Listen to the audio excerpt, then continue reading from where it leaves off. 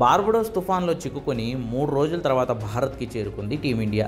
చేతిలో ప్రపంచ కప్తో captain Rohit Sharma and team ఢిల్లీకి చేరుకోగానే అభిమానుల నుంచి ఘన స్వాగతం లభించింది. ఆ తర్వాత కాసేపటికే భారత క్రికెట్ జట్టు సభ్యులు ప్రధాని మోదీని కలిశారు. మోదీ రాగానే కెప్టెన్ రోహిత్ శర్మ, కోచ్ రాహుల్ ద్రావిడ్ తమ చేతుల్లో ఉన్న ప్రపంచ కప్ను ప్రధాని మోదీకి అందించాలని చూశారు. అయితే ఇక్కడే ఓ ఆసక్తికర ఘటన జరిగింది. మోదీ కనీసం ప్రపంచ కప్ని తాకను కూడా తాకలేదు. రోహిత్ శర్మ అండ్ రాహుల్ ద్రావిడ్లే కప్ని పట్టుకోమని చెప్పి వాళ్ళిద్దరి చేతులను మోదీ పట్టుకున్నారు. దీనికి ఆయన ఆటగాళ్లతో ఓ కారణాన్ని చెప్పారట. రాజకీయ నాయకులుగా మేము పబ్లిసిటీ కోరుకుంటామని ప్రజలు అనుకుంటారు, కానీ ఈ కప్ని పట్టుకుని ఫోటోలు దిగాల్సింది నేను కాదు, మీరు అన్నారట. ఎందుకంటే 140 కోట్ల మంది భారతీయుల ఆశలను, కోరికలను నిజం చేసిన మీరు మాత్రమే ఈ ప్రపంచ కప్ను ముట్టుకునేందుకు అర్హులు అని మోదీ అన్నారట. ఇది మోదీ అంటే అంటూ బీజేపీ సోషల్ మీడియా ఇప్పుడు ఈ ఫోటోలను ఫుల్ వైరల్ చేస్తోంది.